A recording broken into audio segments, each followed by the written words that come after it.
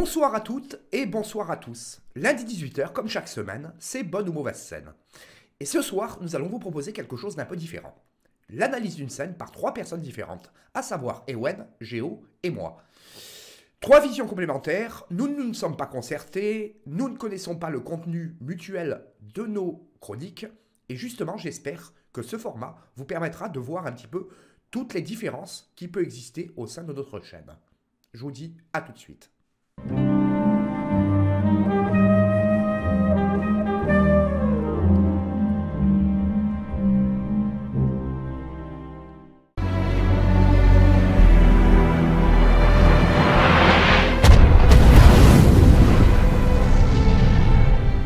Alors Doudou, la fin de Mourir peut attendre, bonne ou mauvaise scène? En tout cas pour toi la fin était très mauvaise.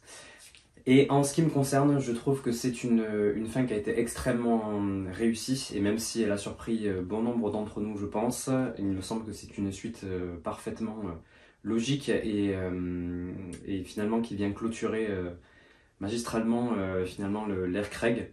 Et je pense qu'on avait clairement fait le tour du personnage, ce qui n'est pas forcément le cas finalement à la fin de Spectre. Bond abandonne tout pour vivre son amour. Et au final, quelque part, ça a laissé un goût amer. Et je trouve que Mourir peut attendre est venu clôturer tout ça. Et je pense que ça nous donne finalement une fin que je pense peu de personnes vont oublier. Ça a permis également au film de faire beaucoup parler de lui aussi. Et je pense que c'est plutôt une bonne chose qu'il soit mort, parce que de toute façon, étant contaminé par le virus Héraclès, il ne pouvait plus de fait se rapprocher de Mathilde et de Madeleine, donc ça servait à rien qu'ils se battent jusqu'au bout finalement pour survivre, alors qu'il n'aurait pas pu approcher finalement les deux personnes qu'il aime le plus au monde. Donc pour moi c'était une suite logique, et je pense pas que ça va venir entacher la suite de la saga, puisque je pense que jusqu'à présent ils ont toujours su se renouveler, et finalement quelque chose de nouveau a été créé avec l'arrivée de Daniel Craig, avec vraiment une profondeur au niveau des personnages qui a été travaillée, le plan psychologique a été beaucoup mis en avant, donc je pense que c'est une belle conclusion qui nous a été donnée. Et même si je comprends les avis finalement qui disent qu'on ne peut pas faire mourir le personnage de James Bond, que ce n'est pas comme ça qu'il a été écrit, je pense que c'était quand même quelque chose de plutôt audacieux, et je pense que c'était extrêmement réussi. Et pour cause, je trouve qu'il y a énormément de personnes qui n'étaient pas, en tout cas des fans de James Bond, ou qui ne s'y intéressaient pas forcément, et qui, avec finalement cette approche différente, et d'ailleurs depuis l'arrivée de Daniel Craig, a permis finalement de rattacher de nouveaux fans, de nouvelles personnes qui n'avaient pas forcément d'attrait pour James Bond, et qui finalement se sont intéressés à l'ère Craig, et qui après de fait ont pu découvrir finalement les anciens Bond, alors qu'ils n'y prêtaient pas forcément attention depuis. Donc voilà, c'est quelque chose que moi je défends. Après, évidemment, je comprends totalement les avis opposés, mais pour moi, c'était une excellente conclusion à l'ère Craig, et quelque part, malgré tout, j'aurais été vraiment, vraiment déçu que ça s'arrête finalement avec Spectre. Donc je pense que c'était une excellente conclusion finalement, puisqu'on revient finalement au début avec finalement l'explosion de la tombe de Vesper, etc. Pour moi la boucle est bouclée, et quelque part finalement ça nous permet de faire le deuil aussi du personnage quelque part.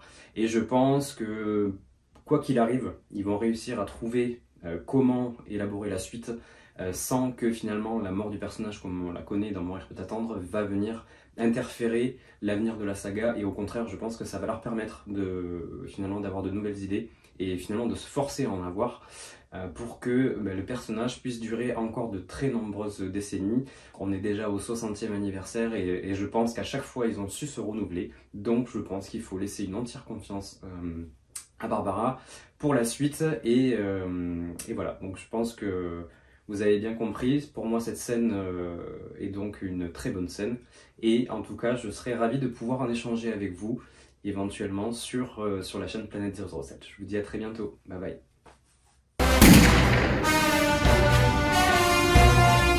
Bonjour à toutes et à tous. Aujourd'hui, je ne vais pas parler d'une scène très gaie. Il s'agit de la mort de Bond dans No Time to Die.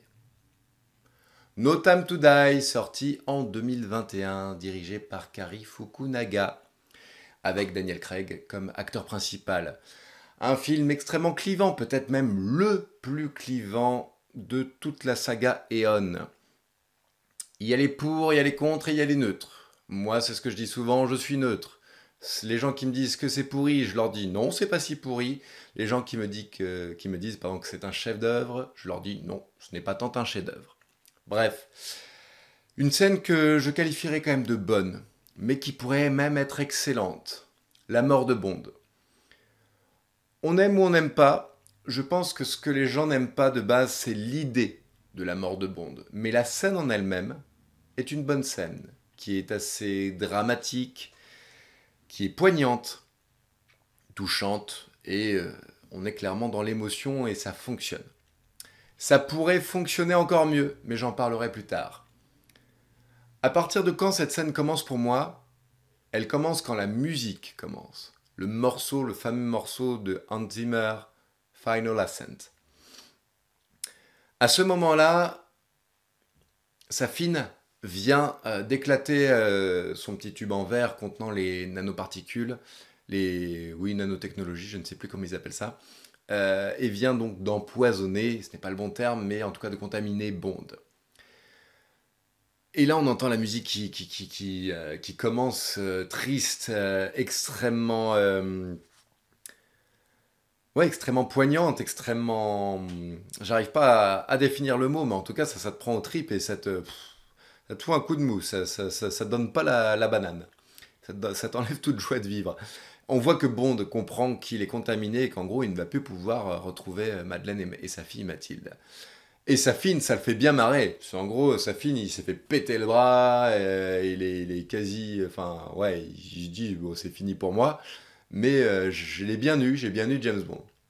Déjà, première chose extrêmement badass dans cette scène, c'est la façon dont Bond tue Safin.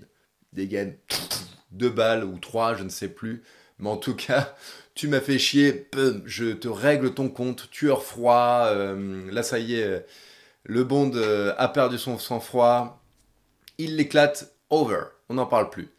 Et là, il traîne la patte et tout, il s'est pris une balle, il s'est pris une balle aussi sûrement dans la patte, j'ai encore une fois plus les éléments en tête, mais là on a un Bond qui est meurtri à un point où on l'a rarement vu aussi meurtri. Bond s'est déjà pris des balles, dans la jambe, enfin voilà, il a déjà été blessé, il s'est déjà pété une épaule, tout ça. Là, il en a pris plein la gueule et on voit que d'habitude, quand Bond en prend plein la gueule, bah, il arrive quand même à marcher, à remettre son petit costume, hop, et puis tout va bien. Là, non. Là, il traîne la patte, il monte l'escalier, il appelle Q, au bout du rouleau. Bah, mine de rien, c'est assez intéressant de voir un Bond au bout du rouleau, même si on ne croit pas forcément trop à ce qui va se passer par la suite. Il appelle Q, Q direct s'inquiète, Bond, c'est bon, vous vous êtes barré de l'île ? Non, j'ai encore un truc à faire, il doit encore ouvrir les vannes pour que les boucliers protecteurs, c'est pas le bon terme, mais tant pis, puissent permettre aux missiles d'éclater toute l'île, sinon ça rebondira et ça ne servira à rien. Donc Bond est encore là alors que les missiles ont été lancés. Et c'est ce que dit Q. Bond, faut que vous vous cassiez. Là, ça va péter, vous n'allez pas survivre. Donc, Zoukanayu, on y va. Puis bah, Bond, au final, il a décidé de prendre son temps et commence à lui dire, est-ce qu'on peut détruire ce truc ? Et il dit, oui, si vous ouvrez les vannes, c'est bon, les missiles vont venir, vont exploser. Et il dit, non, je parle des nanotechnologies. Et il dit, non, les nanotechnologies, on ne peut pas les éclater. Une fois que vous êtes contaminé, c'est pour la vie, vous les retransmettrez aux autres, donc non, là c'est mort. Et au final, Q finit par comprendre que Bond a été contaminé et que les cibles de ces nanotechnologies, ce sont Mathilde, sa fille, et Madeleine, son grand amour. Donc c'est la merde. Et on continue à entendre la musique qui est extrêmement, encore une fois, qui commence à augmenter et qui commence à dire ça pue duc. Là franchement... Quand on entend ce genre de musique, on se dit que ça va mal finir. Et ben ouais, qu'est-ce qu'on peut en dire, ouais. Donc, Ça continue, voilà, musique qui est extrêmement triste. Bond monte l'échelle, il demande à parler à Madeleine. Tout le monde ne sera pas d'accord avec moi, mais moi je dis mention spéciale pour le jeu d'acteur de Madeleine, que je trouve très bon. Elle est extrêmement triste dans l'émotion. Elle est dégoûtée, elle en veut à Bond de ne pas s'être cassé de l'île. Tu m'avais promis. Elle se rend compte qu'elle a au bout du fil l'homme qu'elle aimait, l'homme qu'elle aime, son grand amour, et qu'elle va le perdre. Là, on va débrancher la machine. C'est comment dire, imminent.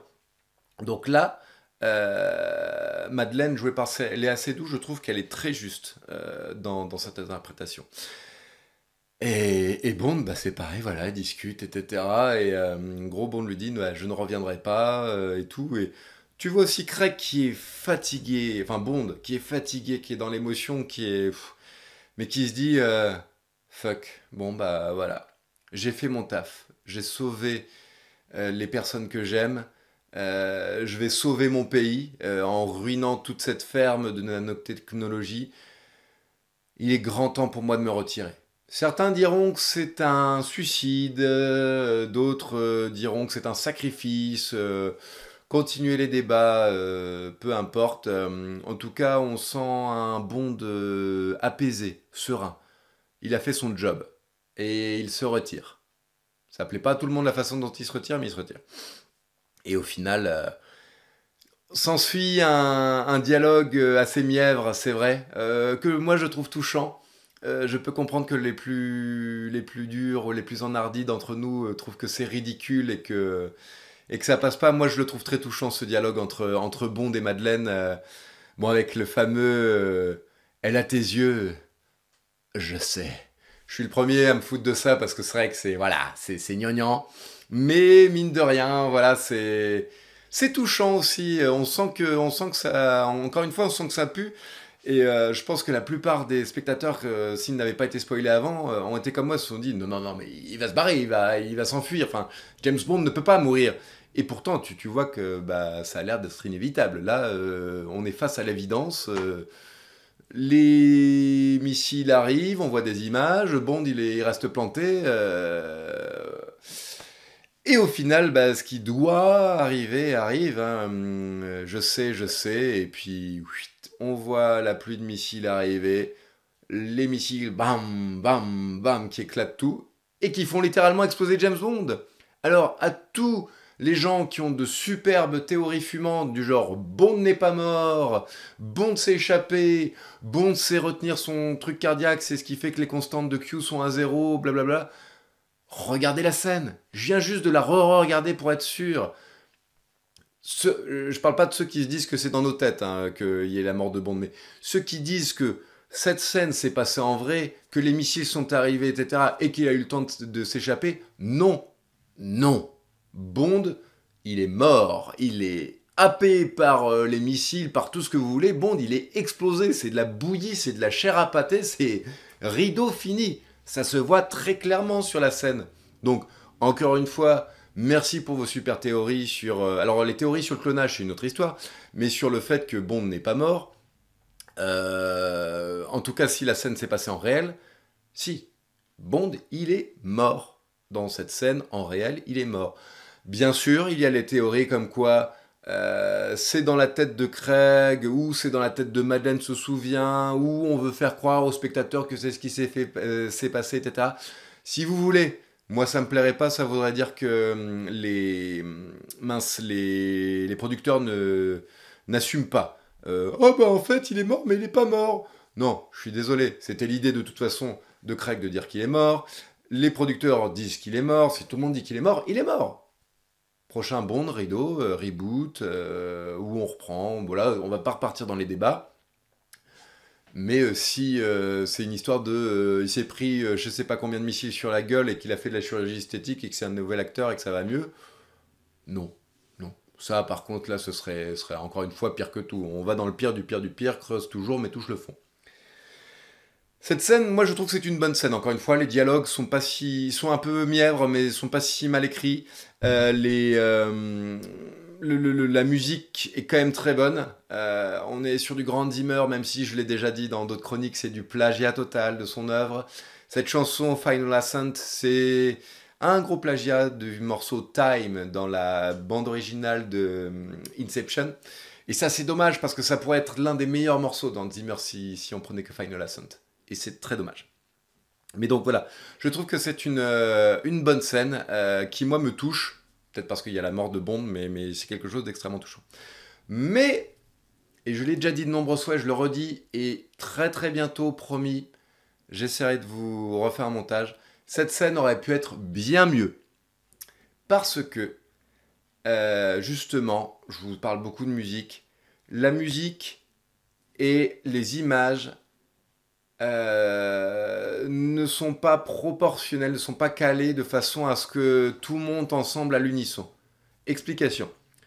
Du moment où Safin se fait buter jusqu'à l'apparition des missiles dans le ciel, on va dire un petit peu pendant le dialogue, ou alors jusqu'à ce que le dialogue s'arrête. La musique est bien calée, on a l'émotion, ça monte, ça monte, ça monte. Mais, à partir du moment où là, Zimmer et son équipe lâchent les violons, lâchent les trucs larmoyants, que là, ça devrait nous faire couler à flot, etc., et bah direct, les images, bam, elles nous montrent Bond qui se fait exploser par les missiles. Et ça, c'est dommage. Et ça, c'est vraiment dommage. Parce que je pense qu'ils auraient dû faire un montage de manière à ce que les missiles arrivent, ça fait péter l'autre bout de l'île. On voit le regard de Bond, on voit le regard de Madeleine, on voit le regard de M, on voit le regard de tout le monde et tout. Et ah mon Dieu, non, ça peut encore se produire, Bond peut encore s'enfuir, etc. Et jusqu'à ce que on voit Bond exploser. Et là, hop, rideau, image blanche, et c'est la fin de la musique, le ta-da-da. Et ça s'arrête. Et là, ça aurait été super puissant. Franchement, ça aurait défoncé tout. 90% du public aurait chialé comme une madeleine, serait désespéré. Ça aurait été voilà. Alors que là, la façon dont c'est fait, ça monte, ça monte, ça monte. Et en fait, poum, Bond explose et tout le monde est dégoûté. Mais du coup, toi, t'es plus ça. Comme ça, plutôt que du genre « Oh putain, ça va venir !» Et il n'y a pas assez de montée en progression. Et c'est très dommage. Mais bon. C'est pour moi une bonne scène. Je suis certain qu'il y en a plein qui vont dire que c'est une scène horrible, idiote, tout ce que vous voulez. Pensez au fait que je parle de la scène qui est bonne et pas de l'idée de la mort de Bond. Donc, dites-vous avant de dire commentez, faites-moi plaisir, mettez plein de commentaires, bon ou mauvais, il n'y a pas de souci.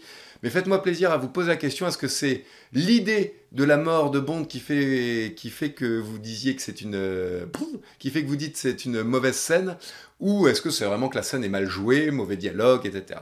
Voilà. Bon, c'est la fin de cette chronique. Merci à tous. Mettez un pouce en l'air si vous avez aimé et commentez. Merci à vous. Ciao, ciao. Alors, avant d'analyser la scène à proprement parler, je voudrais faire deux petites précisions. Déjà, contrairement à ce qui a pu être écrit, je ne crois pas du tout que la mort de Bond était planifiée dès Casino Royale.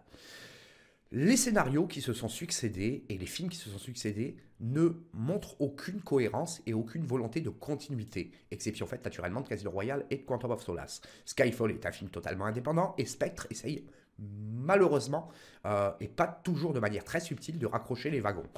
La théorie comme quoi tout était prévu d'avance depuis 2006, je n'y crois pas du tout.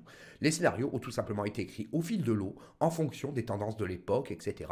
Ce qui fait finalement que le continuum Daniel Craig de 2006 jusqu'à 2021 fait qu'on a une œuvre à peu près cohérente, mais tout ça n'est pas sérieux de dire que tout était prévu. Voilà, ça c'était la première chose que je voulais préciser. En ce qui concerne les déclarations de Daniel Craig, qui a prétendu que la mort de Bond était pour lui la seule manière de ne pas céder aux sollicitations ultérieures des producteurs, je n'y crois pas non plus. Je veux dire, c'est un argument un peu facile. Je veux dire, on se réfère naturellement à la jurisprudence mondienne en ce qui concerne en particulier Sean Connery et Roger Moore. Sean Connery, on le sait, ne devait pas revenir après Homicide 2 fois, moyennant un cachet de 1 250 000 $. Il est revenu dans Les Diamants sont éternels et il a dit cette fois « Je ne reviendrai plus dans la saga ».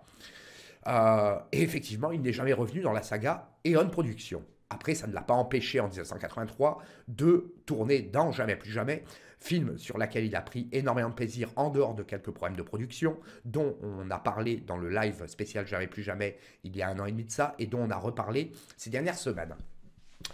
Sean Connery a été bien payé pour Jamais plus jamais. Il a participé au scénario, il a participé à la production, quelquefois à la réalisation.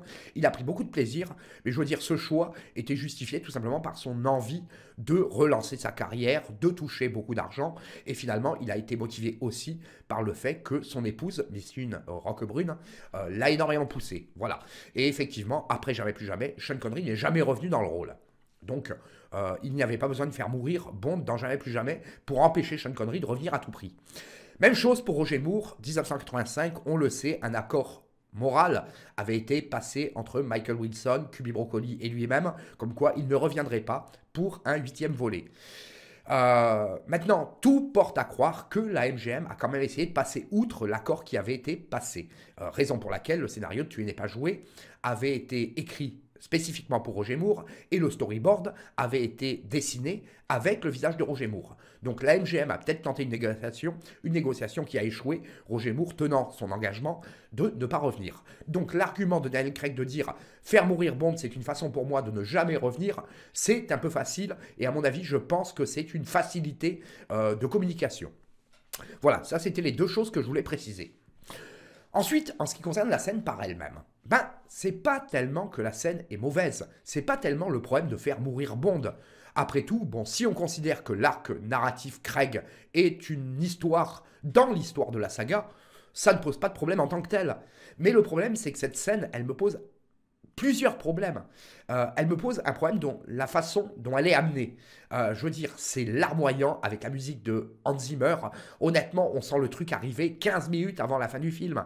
Je veux dire, c'est mal amené, c'est grossier, etc. Et qu'est-ce qui aurait été de mieux que faire mourir le personnage de James Bond de manière plus héroïque? Parce que finalement, quand on analyse la scène, ça ressemble plus à une forme de suicide, une forme de sacrifice. Et je veux dire, et ça pose problème. À la limite, il aurait été abattu tout simplement par sa fille. Finalement, on aurait pu accepter la scène. Finalement, il a échappé à la mort dans 4 autres films. Après tout, cette fois-ci, il n'en sortira pas. Voilà, c'est la façon dont c'est amené et la façon dont c'est mise en scène et dont c'est amené. Je veux dire, la musique de Hans Zimmer, honnêtement, c'est larmoyant. C'est un film qui, finalement, contrairement à beaucoup de films de la saga, et en particulier ceux de la période dont je parlais tout à l'heure, la période Roger Moore, Sean Connery, et d'une certaine manière aussi Pierce Brosnan, exception faite naturellement de Service secret de Sa Majesté. Tous les films de James Bond se terminent bien, tiens, pour le coup, déformation. Tous les films de James Bond se terminent bien. Je veux dire, et en général, on sortait des salles de cinéma ou après une séquence de VHS ou de DVD ou de Blu-ray avec le sourire. C'est le cas dans L'espion qui m'aimait, c'est le cas dans Moonraker, c'est le cas dans Opération Tonnerre, dans Nuit de foi, dans Goldfinger, dans Le Man meurt jamais, dans Meurt un autre jour, etc. Dans les films de Craig, c'est jamais le cas. C'est jamais le cas, il n'y a jamais de note positive à la fin du film. Et en particulier, dans Mourir peut attendre. Alors cette mort de Bond, effectivement, pulvérisé par un missile, sacrifice, suicide, on ne sait pas trop, etc. Justification, non. La seule justification, je pense que ça a été une volonté des producteurs, des scénaristes et de Daniel Craig de tout simplement déconstruire le mythe James Bond tel qu'il existait depuis 1932. Ça a commencé par la mort de M dans Skyfall, Judi Dench, puis la mort de Felix Leiter, puis la mort de Bond lui-même. Et voilà, et finalement c'est un processus qui visait tout simplement à détruire tout ce qui avait été construit patiemment en 60 ans. Enfin, à l'époque, 58 ans. Mais en fait, la mort de Bond n'est pas problématique par elle-même. C'est l'après-mort de Bond qui, moi, me pose un problème, qui me gâche totalement le film. Le verre qui est servi dans les bureaux du MI6, globalement, c'est une scène qui passe bien, etc. Citation de Ian Fleming, très bel hommage au demeurant. Et je veux dire, c'est peut-être probablement une des grandes réussites de ce film, d'avoir pu placer une citation de Ian Fleming dans une œuvre de James Bond. Mais moi, ce qui m'a fini de m'achever, ça a été l'ultime réplique du film. Madeleine, au volant de l'Aston Martin V8, je vais te raconter l'histoire d'un homme, il s'appelait Bond, James Bond. Alors là, on tombe carrément dans le grotesque, et je pèse mes mots. Je veux dire, cette séquence en particulier a fini de m'achever. Alors déjà que la mort de Bond m'avait fortement contrarié, alors là, décidément, c'est le coup de grâce. Le film par lui-même n'est pas mauvais. On pourrait même le qualifier pour le coup de très bon. Parce qu'il y a d'excellentes séquences, c'est bien filmé, c'est bien photographié.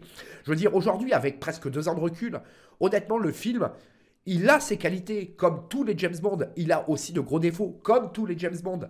Mais je veux dire, l'accumulation mort de Bond plus réplique de Madeleine, je veux dire, ça fait trop. Ça fait trop. On tombe carrément dans le mélodrame. Et je veux dire, qui n'apporte rien à la fois au spectateur et qui n'apporte rien à la saga. Je veux dire, cette scène-là, je veux dire, on aurait pu faire une fin totalement différente en permettant à Daniel Craig de sortir par la grande porte. Je veux dire, tout simplement en décidant que Bond, après cette ultime mission, tout simplement prenait sa retraite, un petit peu à l'instar de ce qu'avaient fait les producteurs dans Jamais plus jamais. C'est-à-dire, c'est terminé, et on passe à autre chose. Mais au-delà de ça, moi j'ai un petit peu vaguement l'impression, et je me suis longuement exprimé sur le film à l'occasion des nombreux lives qu'on a pu faire, j'ai l'impression que quelque part l'esprit de Daniel Craig, en imposant cette vision de son Bond, et qui devait impérativement mourir pour son dernier film, c'était un petit peu la mentalité « avant moi le néant, après moi le déluge ». Et je trouve ça dommage, parce qu'aucun autre acteur a décidé de partir en laissant la saga dans un état qui est quand même assez difficile. Parce que, après, les producteurs et les réalisateurs et les scénaristes trouveront toujours une pirouette pour relancer la saga avec un nouvel acteur, quid d'un nouveau reboot, quid d'une reprise de la chronologie et de la ligne temporelle après Pierce Brosnan. Tout est possible, tout est ouvert. Peut-être des remakes comme celui de L'Homme au pistolet d'or qui est largement évoqué sur les forums francophones et en particulier britanniques. Et je veux dire, voilà, pourquoi en arriver à de tels extrêmes? Moi, je ne comprends pas, du haut de mes 35 ans de connaissance de la saga mondienne, je ne comprends pas ce choix scénaristique. Après, la scène, par elle-même, elle n'est pas mal filmée, elle n'est pas mauvaise, mais je pense qu'elle ne s'imposait pas. Et c'est surtout, voilà, l'ambiance qui me dérange, cette ambiance mélodramatique, cette musique de dépressif. Je veux dire, ça ne colle pas à un Bond. Pour moi, un Bond, ce n'est pas ça. Voilà ce que je voulais dire sur cette scène. Après, je pourrais me lancer dans une longue analyse de tout ce qui est partie technique, etc. Mais je pense que, somme toute, ça n'aurait pas grand intérêt. Cette scène-là, honnêtement, elle est tout simplement à jeter tout simplement. Et il aurait fallu, pour le film, pour qu'il demeure parmi les grands films de la saga, au panthéon de la saga, une fin tout simplement différente. Voilà, c'est ce que je voulais dire, et je laisse la parole. Non, je ne laisse pas la parole, puisque je suis le dernier à intervenir. Je vous souhaite à toutes et à toutes une excellente soirée.